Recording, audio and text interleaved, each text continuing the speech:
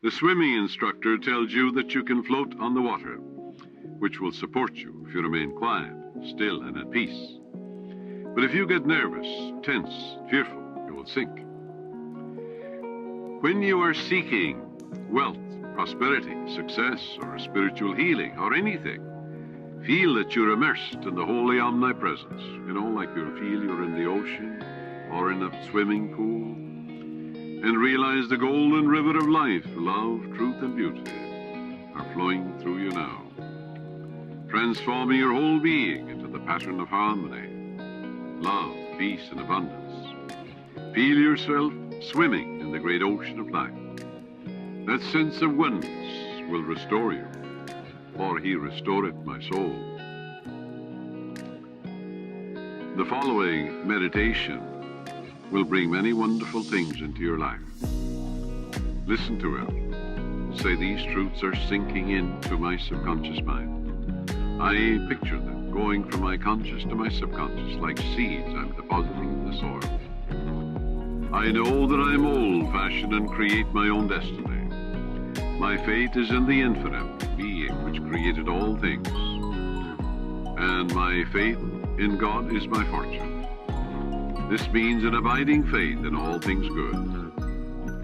I live in the joyous expectancy of the best, and only the best comes to me.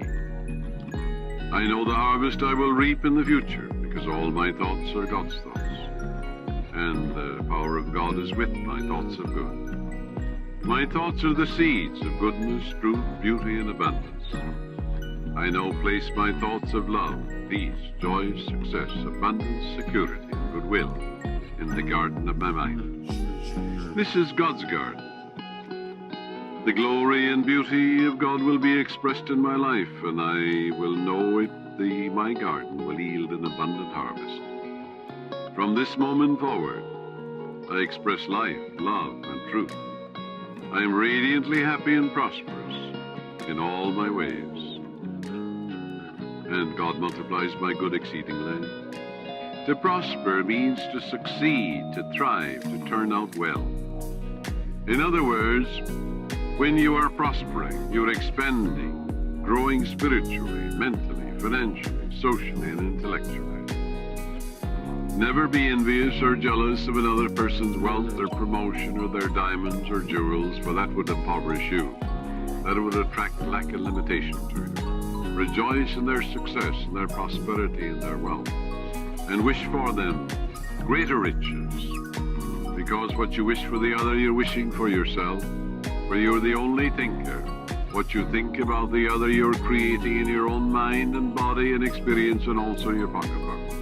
This is why you rejoice in the success and the prosperity and the millions that others have. In order to truly prosper, it is necessary that you become a channel through which the life principle flows freely, harmoniously, joyously, and lovingly. I suggest that you establish a definite method of working and thinking, that you practice it regularly and systematically every day. In visualization, you must immediately move in the room with the Lord. You immediately move into the paradise of being, doing, and having the good which you desire. When? This day, now, in the present. So when you visualize and you see and you feel yourself being, doing, and having the good which you desire, don't ever introduce the future as such. Never in your treatment, whether in visualization or affirmation, say, I will be, I'm going to be. It is always, I am. Together, I am. Again, the third time, I am. For the function of visualization is to say, through mental pictures and through feeling, I am. Let the weak say, I will be strong. No, let the weak say what? I am strong. The way to become that which you want to be is to say that you are that. And visualization is probably the most effective way to say that I am. Let the poor say, I will be rich. No, let the poor say what? I am rich. And if you want something in your heart of hearts, you must say, I am the one who has this. Visualization, again, is probably the most effective way to say, I am. I want to put it this way to make it even more clear. I am is said not only verbally. I am is said also visually. I am is also said with the feeling nature. It is not enough for me to stand here and simply say, I am rich. I must say it also visually. And how do I say I am rich visually?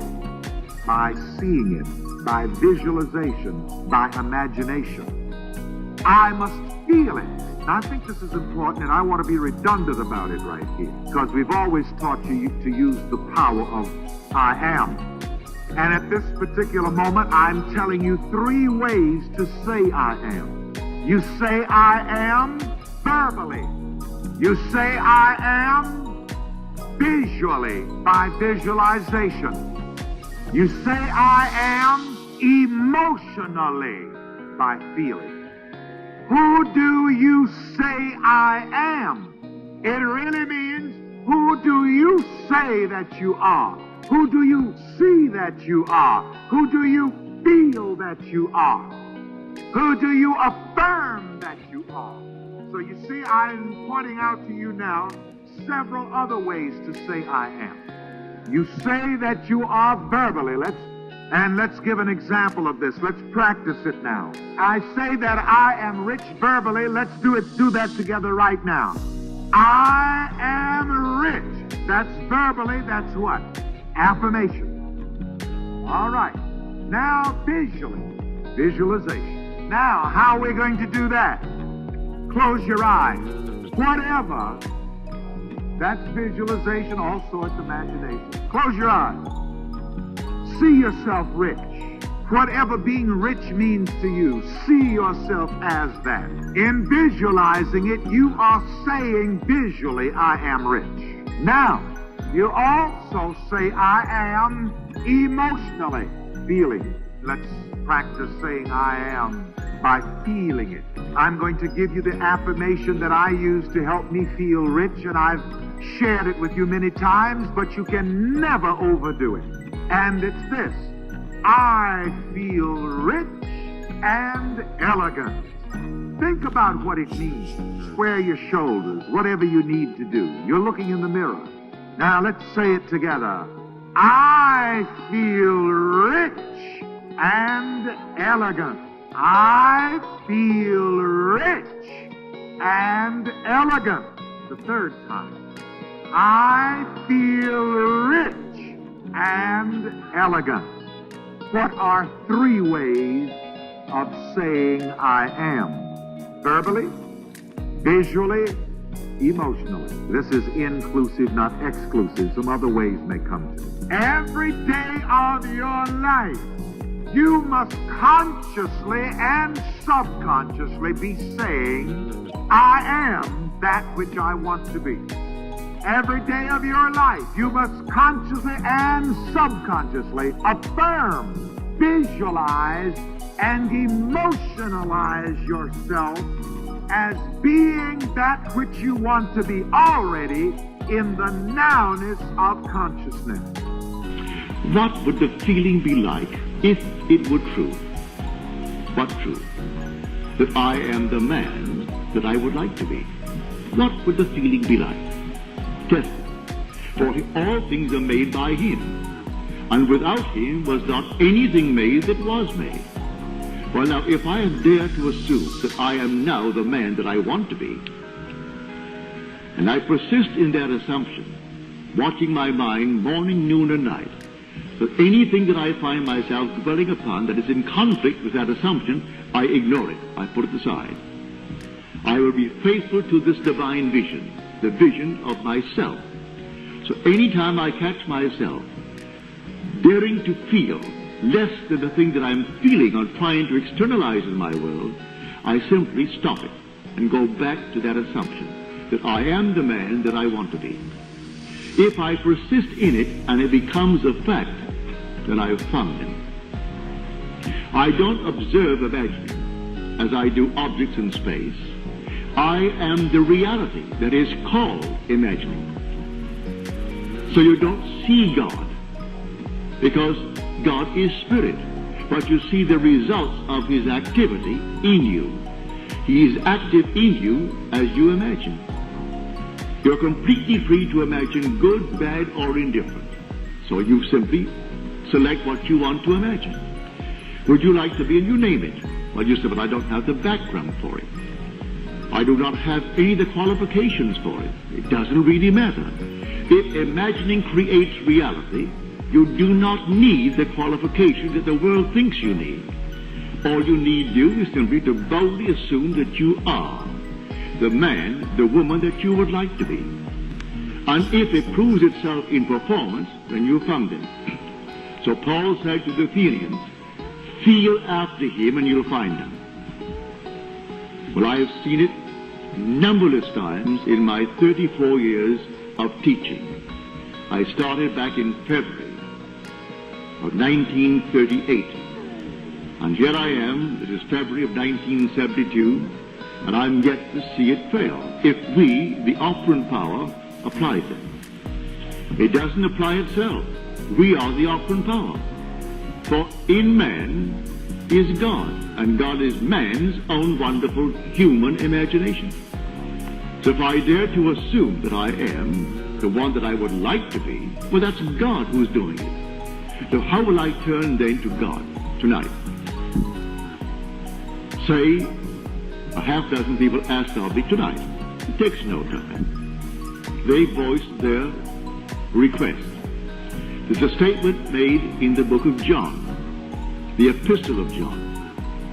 If we know that he hears us in whatever we ask of him, we know that we have already obtained the request made of him. Well, when they're talking to me and they say, I would like so-and-so, instantly it comes within the frame of my golden rule. It's something I would like myself. If I were in their present state of consciousness, I would like that. It doesn't violate my rule. It doesn't injure someone. It doesn't take from anyone. Well now, did I hear it? I heard it. Well, if I and my Father are one, well then my Father heard it. I do not know the means that will be employed to bring it to pass, but I can't deny that I heard it. If I heard it and I and my Father are one, well, can I not now say to my inner being, thank you, Father? You heard it, because I heard it. Well, if we know that he hears all that we ask of him, then we know we have already obtained the request made of him. So as they say to me, I would like so-and-so. Well then, I heard it. I do not know, as a man called Neville, how it's going to happen. I do not know. I'm not going to suggest what they do or what they should do. I only know that I heard it, and if I heard it, my Father heard it, because he and I are one. He is my own wonderful human imagination. So I could actually say within myself as though we were two. Thank you. You heard it, because I heard it. And then allow the depth of my own being to devise the means necessary to bring it to pass. And then I am not responsible from that moment on. I do not call them up and say, did it happen? I do not get in touch with them and write them and say, tell me, how are things coming? It's not my concern. I did what was asked of me. And all that was asked of me was to use my imagination lovingly on their behalf. Well, I did it. In the twinkle of an eye. You don't have to go into some sweat to do it. I don't have to go to some church and do it, go to some synagogue and do it, or some so-called holy place. Wherever I stand should be holy, because the Father is within me. And where can you go to a more holy place than where God is? If I know God is my own wonderful human imagination, then where can I go that could be more holy than wherever I am, no matter where it is? So the request is made, I heard it, and then having heard it, I give thanks to the being within me who has the means, the wisdom, and the power to externalize it. Knowing that the entire outside world, that all objective reality is solely produced through imagining. What is now proven in the world was once only imagined. Try to deny that. Try to deny it. There isn't a thing in this world that you can say that's real, that was not first only imagined. So I say to everyone here, take the statement, feel after him, and you'll find him. He didn't say you may find him. Feel after him, and you'll find him.